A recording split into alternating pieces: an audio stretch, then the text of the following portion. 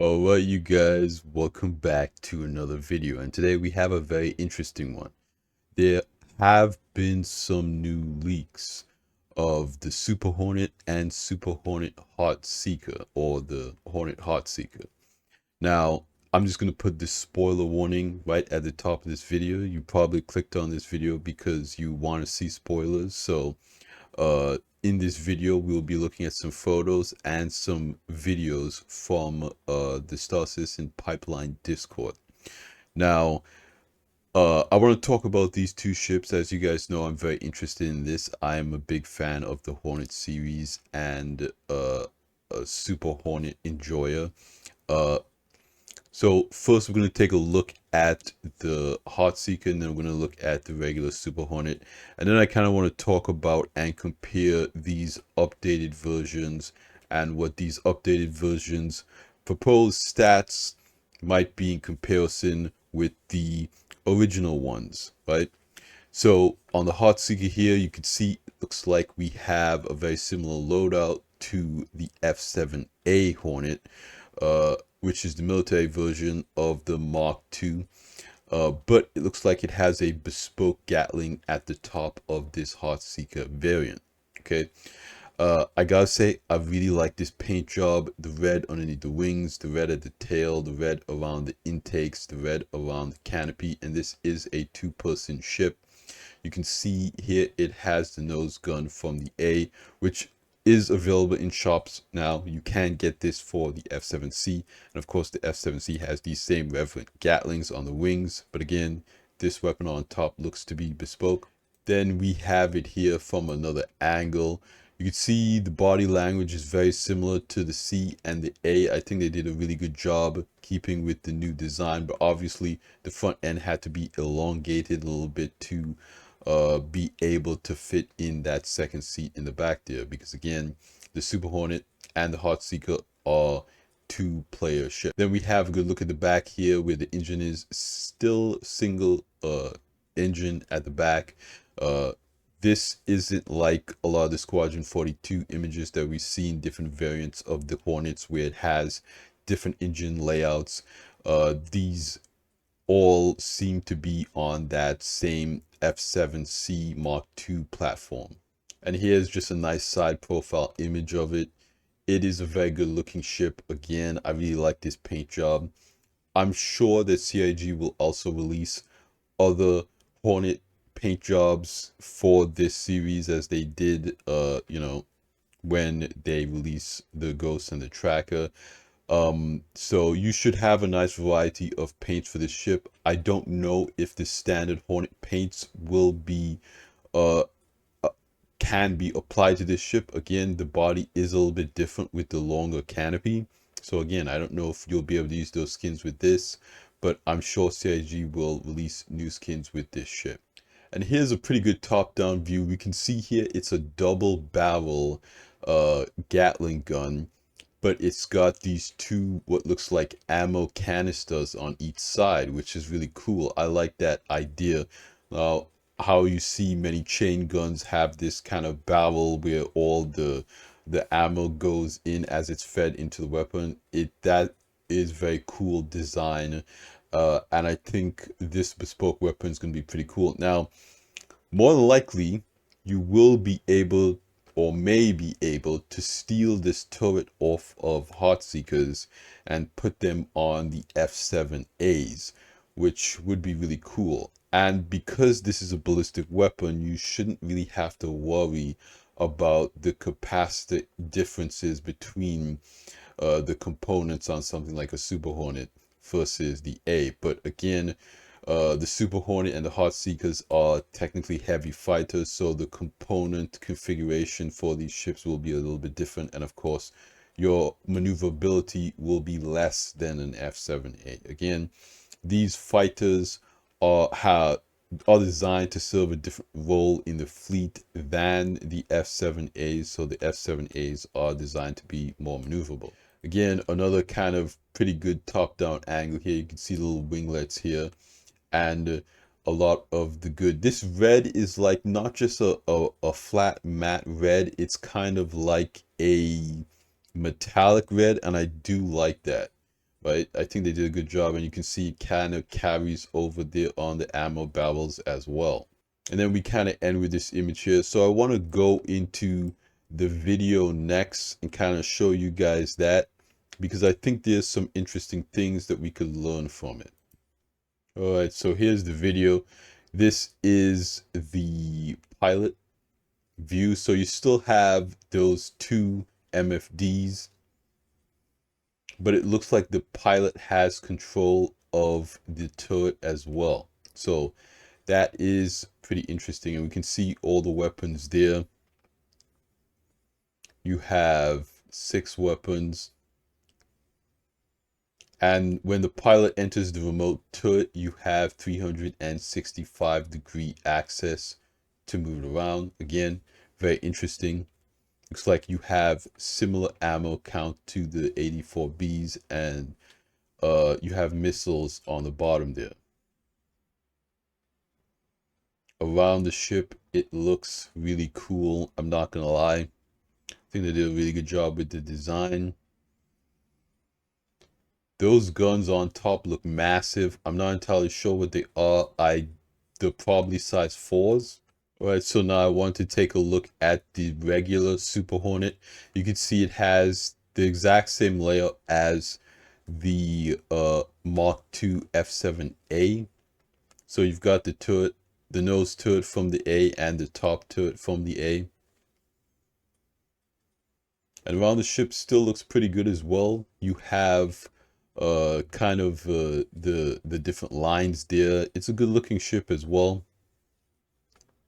Same interior, which I do like. Again, I just wish it had 2 more MFDs. But you also have to remember, you have your cast, your helmet cast, to get a little bit more information.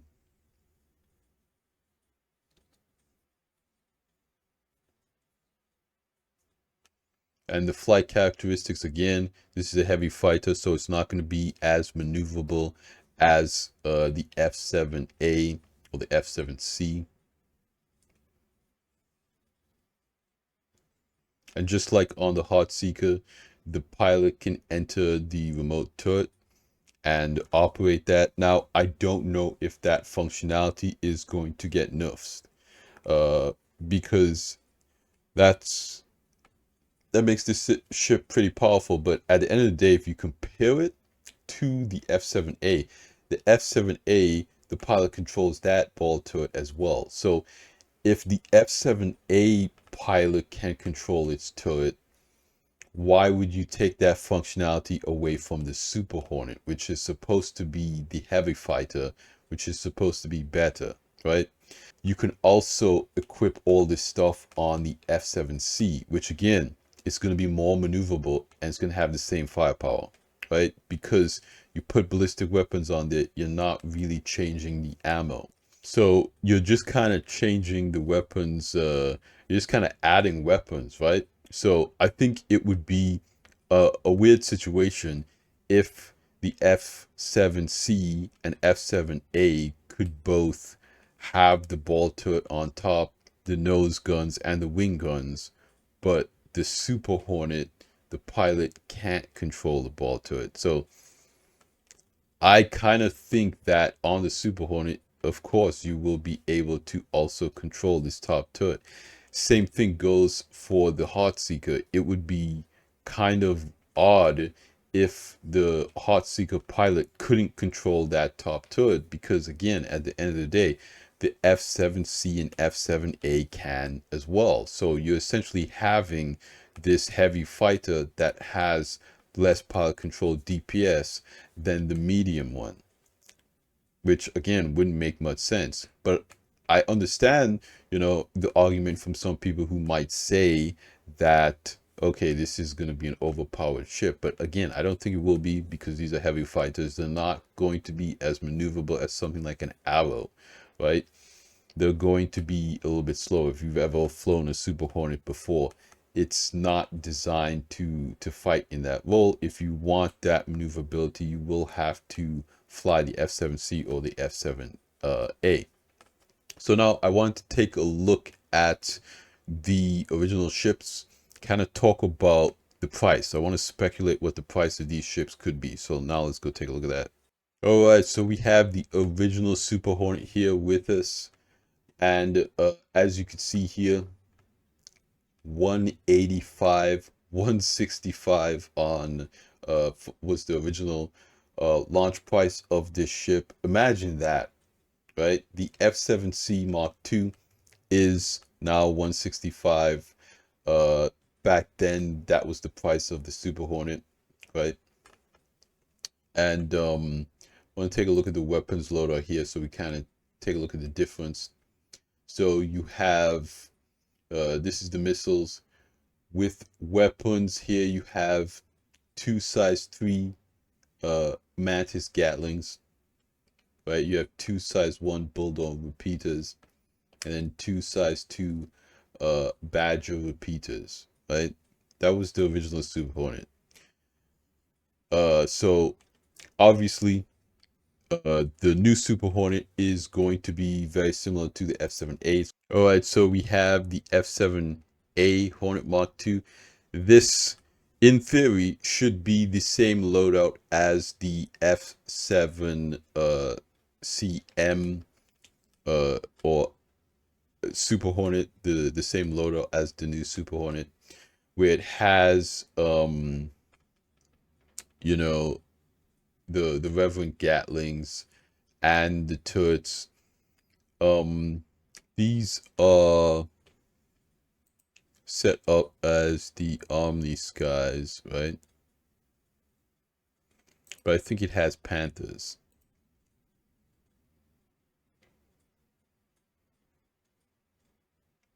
Right? So, I believe it has two Panthers on the nose and two Panthers at the top, and then the two Reverend Gatlings. So this is a DPS of 2824, right?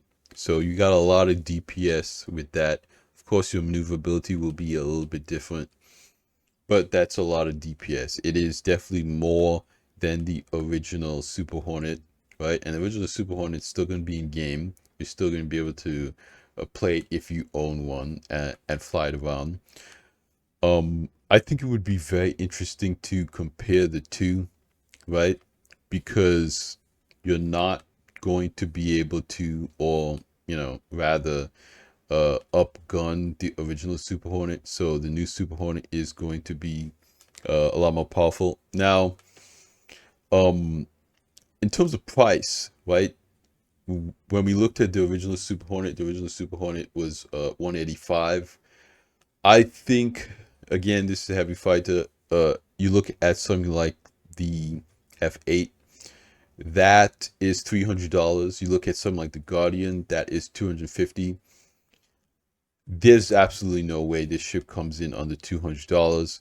In my opinion, it's probably going to be, I want to say 220, 240, maybe 260, kind of in that range. From 220 to 260, I think is a logical price for this, because the Guardian at 150, it has two size 5s.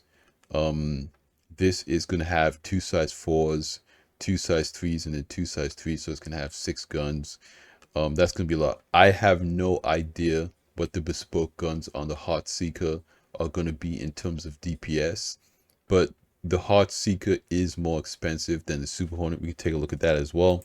All right, so we have the original Heartseeker here. It was $200 originally. Okay, 195. Well, 195 originally, then $200 before they discontinued selling it. So this again, it was 185 for the normal Super Hornet. So it's probably going to be like a $15 to $20 price difference between these two ships. So I would say if the Super Hornet comes in at 220, you might be looking at 240 for the Heartseeker, and if the Super Hornet comes in at 260, you might be looking at something like 280, right, for the Heartseeker. but I don't think it's gonna touch 300. I think the F8 is kind of they kind of reserve that price for the F8 because they don't want too many people to have F8s, which is kind of like it's kind of too late for that because a lot of people have F8s. But um I think, yeah, they reserve those higher prices for some ships that they don't want people to have too many of. You see it with the alien ships, with the Vandal ships. They're just kind of illogically overpriced, in my opinion, because they don't want too many people having these alien ships. And that was their original logic behind the pricing of some of those ships being so high, like the Prowler. Again, it makes no sense for the Prowler to be that expensive. It's a very bad value, but they didn't want too many people have it, but you know, people just went on board it anyway. So there are a lot of prowlers, but I don't know if people kept those prowlers because there's a lot of money in that ship, and it just kind of makes sense to, you know, melt it and put it into something else. But again, you would still have those on buyback, so we'll see. I think that in terms of price, I hope it doesn't, you know, cross 300, but I don't think it will. Right? I think that would be too much of a price increase. You look at something like the original Hornets going for 125 and now they go for 165. So that's like a $40 difference. So if this is $200, you know, it could be 250 or all around there. But again, that's just my speculation.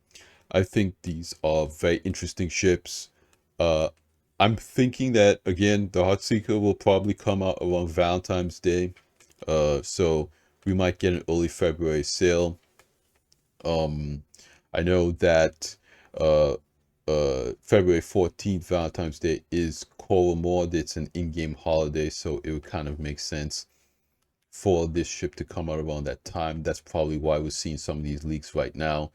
But let me know what you guys think. What do you guys think about this ship? Are you interested in the Super Hornet, the Hornet series? I think the Ghost and the Tracker weren't as exciting for a lot of people because the ship's functionality is not fully implemented in the game just yet. They are cool looking ships, but I kind of feel like the better value is just at the end of the day to get the F7C Mk2 if you like the body style, if you like the weapons loadout, and it's just so configurable, right? You can run it with just the 2 Reverend Gatlings. You could put a different nose turrets on it. You could put a single nose gun on it if you want to increase the size of the nose gun. You can put different ball turrets on it. I think the flexibility of the C makes it very attractive, right? And it's also more maneuverable. So I think that this is going to be interesting to a lot of people again, because the Heartseeker is kind of like a rarer ship, and if you're a really big Hornet fan, it might be the ship to get. And I think it's pretty cool that CIG added that bespoke weapon to it. If we look at the original loadout here, again, you had you know, those 2 size 3 Mantis Gatling guns. You had the Bulldog repeater size 1 right there, and then you had the bearing cannons, right? You had one of those. So this ship actually had only 4 guns, right? So the new Heartseeker is going to be, you know, a whole different beast entirely. But again, the Hornet series is very configurable, so you could put different things on there. You're not really locked into anything, which is what I like about the Hornet ships. But yeah, let me know what you guys think. I want to hear from you guys. I love hearing from you guys. I love talking to you guys down in the comments down below. You guys have a lot of interesting stuff to say. You actually made some really great suggestions for comparison videos, so I'm going to get working on those comparison videos for the next week. So stay tuned for that.